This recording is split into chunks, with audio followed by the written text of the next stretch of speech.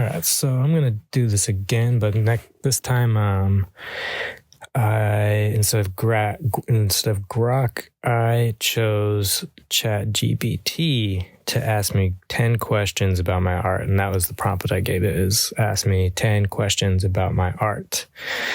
So question 1 is, what mediums do you primarily work with? Painting, drawing, sculpture. So the medium I work in mainly is oil paints, oil on canvas. Easy question. How would you describe your artistic style or themes? The current style that seems to be like coming out, and it seems to be more natural, is kind of this. It's like it's definitely landscape. These new works, it's landscape, but almost impressionistic. Yeah, I think it's like this new, like if an impressionistic painter was painting a landscape in today's timeline, I guess that's kind of what it is. How would you describe your artistic style or theme? I just answered that, but I'm going to go further on it to say that the landscapes are recognizable. They're not so abstracted, but they're not so literal. I can't call it realism. So it's somewhere in that middle ground. What inspires your art the most? So lately, the most inspirational background connected to my paintings is skateboarding and kind of the DIY culture within skateboarding, because these landscapes are currently they're all Portland skate spots, and some of them are DIY. Some of them are not so known. Like there's this little curb ledge spot that's underneath the Morrison Bridge it's not really a known skate spot, probably because these curbs are so baby, but they are like super fun to slappy and skate. So skateboarding definitely is a huge inspiration behind art for me. Do you have a favorite piece you've created and why? Yes, I'd say each new painting that I finish becomes my favorite. It's like I keep working and finishing paintings and feeling like there's been a progression and an improvement on my ability to showcase like what I'm trying to do, what I'm trying to say on the paintings. So yeah, it's almost always in order of which one I've finished last is usually my favorite. But the one that's under the bridge with the boat is probably like so far my all-time fave of this last run that I've done, even though it's not like the last one that I finished. So if I had to pick one, maybe it's that one. And I don't know why it's my favorite. I've just really loved how all the colors came together. I love going to that spot and skating there. So anytime I look at it, I'm just like thinking about just doing some fun slappies on that curb that lines the bike path there. There's another ledge under there that is skate stopped, so it'd be super cool if someone went in and like busted those out. So there's future potential for like DIY under that bridge. So Portland DIY crew, you know who you are. The Morrison Bridge, next spot. Are there specific artists or movements that influence your work? Honestly, I try not to pay attention to very many artists. that are current. Well, it's not that I try not to. I definitely see stuff going on. But I don't want to copy people. So,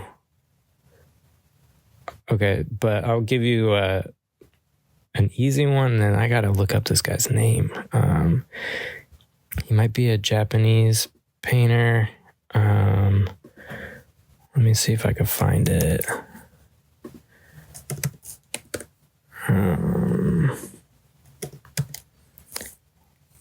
Instagram.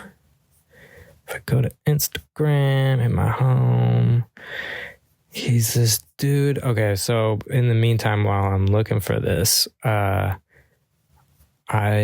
will say that a huge influence or a painter that I find very inspiring, definitely Basquiat. That is an easy grad. But then this other dude, man, I wish I could remember his name because his paintings are so beautiful and so perfect. Let me try to find it because it's going to be worth knowing. I may or may not. Oh, wait, did I just find it? Morimoto Studio. Check him out. The handle is Morimoto Studio. I think his name is, I'm going to not say it right. Keita Morimoto. His paintings are dope. Especially these latest ones that he's been doing. It's like they're dark, it's night, but there's like this glow of like fluorescence and signs, and the way he uses light is so inspiring to me. Would love to play around with this idea, but like through my lens of, obviously I'm not going to try and copy the way he does it because it's just he's so perfect the way he does it. But yeah, I find his work very inspiring. Morimoto Studios. All right, next question. Where'd it go? Did I lose it? Lost my questions. Here we go. How do you approach starting a new project? My approach is kind of related to it is related to skateboarding. I see a skate spot and I'm like, ooh, that looks fun, and it looks like I could approach it. I am not that good at skateboarding, but I love to do it. So if I could get something off on a spot, then that would be dope. So a lot of these skate spots that I'm doing are like low stakes, not too crazy spots, but they, in my opinion, are beautiful to look at and to be in. So I like to skate them, experience them. And that is the initial start to the painting, is like, did I have fun here? That's kind of where it starts from. And then from there, I create the canvas. I make them out of 2x4s that I split down in half. And so the stretcher bars, I make out of 2x4s. I don't buy them from art stores. Stretcher bars at art stores are crazy expensive. And like the way to save money for me is to use 2x4s because they're super strong, super durable. And yeah, it can stretch a massive canvas and it won't warp or get bent out of shape. And that's the start. That's how I start a project, skateboarding. Do you enjoy experience? Does it want me to go a little bit further into that? So like when I do start, I initially I have a photograph that I'm working from. So when I do have the the canvas that's stretched, that's gessoed, and it's ready to go, I will do a charcoal sketch of the spot, and it's like very loose. It's not accurate at all because that accuracy is going to get honed in as I start painting. But then I'll do I like to use a pink wash just like as a base coat painting. And I put that layer of it's like super transparent so the charcoal bleeds through. And then from there I start honing it in, going in with color and adjusting color to the way that I kind of think it should look, not necessarily how it is on the photo. Yeah, that's the process. Do you enjoy experimenting with new techniques or prefer mastering one? Okay, I am a master of nothing. With that being said, I've kind of honed in on this technique. I guess you could call it a technique of making these paintings. But yes, I do experiment on other stuff. So essentially when I am kind of done working on a current piece, I have chopped up pieces of what is it? It's plywood. So small squares or rectangles of plywood, and I will use leftover paint on my palette, and I'll just play around with it. I'll be super abstract, or I'll start abstract, and then I could start seeing something like some lady or something, and so I'll start going in on her and bringing her details out, or stylistically I will try something else. So yeah, experimenting is definitely a part of the practice. It's kind of how it's how you get better. Yeah, but by no means am I a master, nor do I want to be a master of one thing, because I don't have the attention span for that, and I just want to make sure that I am having fun. And I think if I'm having fun, then that is really all that matters in painting. And of course, I really hope that other people like my work and want to buy it, because it sitting in my house is pointless. It's not pointless. It's still fun. It's therapeutic, blah, blah. But I'm looking forward to doing a show with this run of paintings that I've been working on, and just seeing what other people think of it, and hopefully they buy it, because there's no better confirmation that you created something dope than someone wanting to buy it and actually buying it.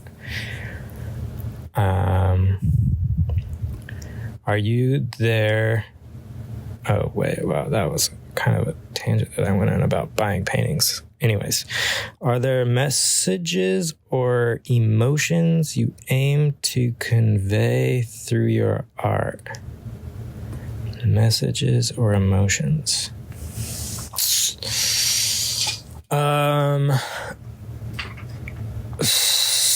So I want, message? I'm not sure. What am I trying to say?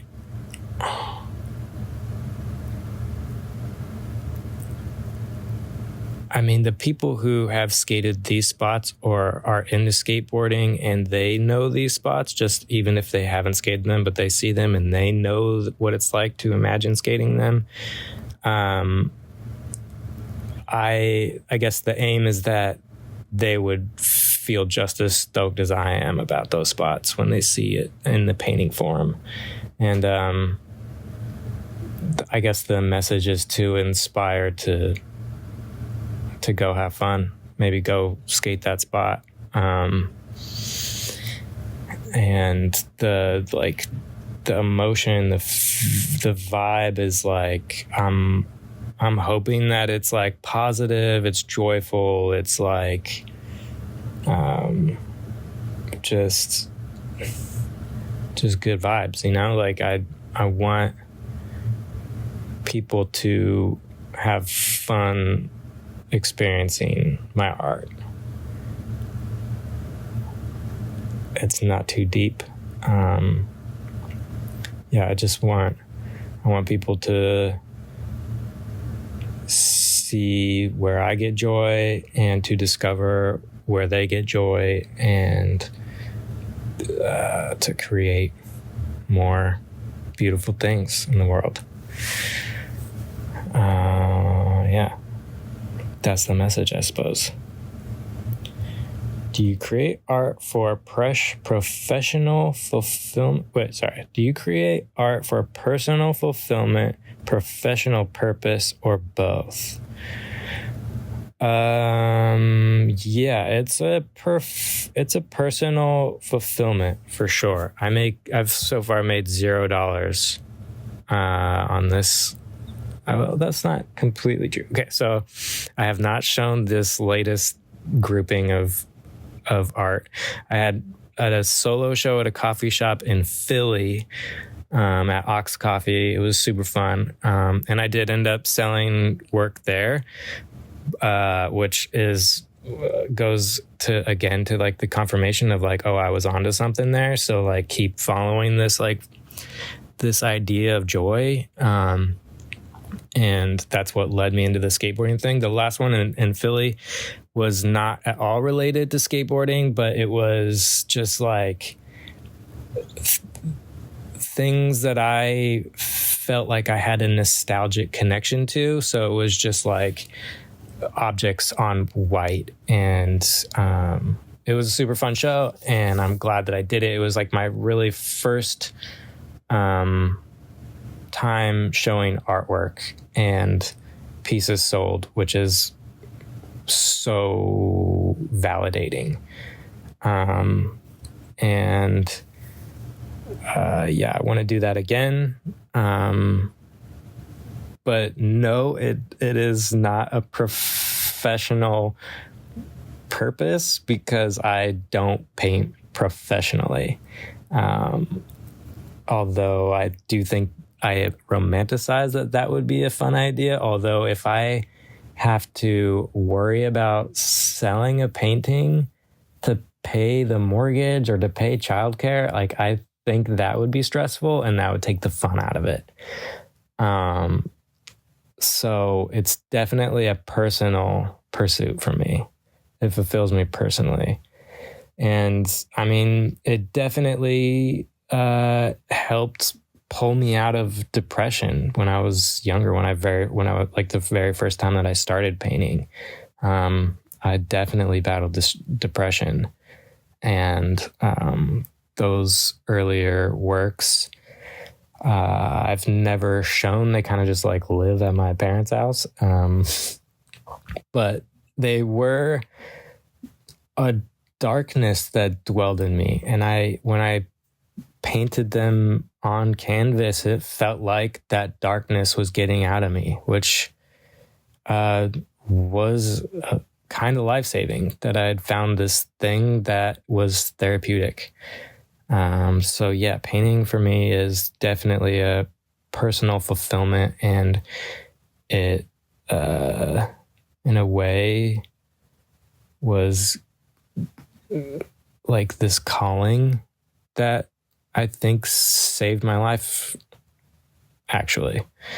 One of the things that, gave me purpose and fulfillment and joy. And so I kept following that voice. Where can someone view or purchase your work? That's the last question. Wow, what a setup. They can view it on Instagram. They could message me and we can make a sale. I am not going to sell these things for crazy expensive because I'm nobody. So if you're interested, message me, hit me up. I want you to have this painting. Let's work it out. What's your budget? Let's start from there. I'm going to leave it on that.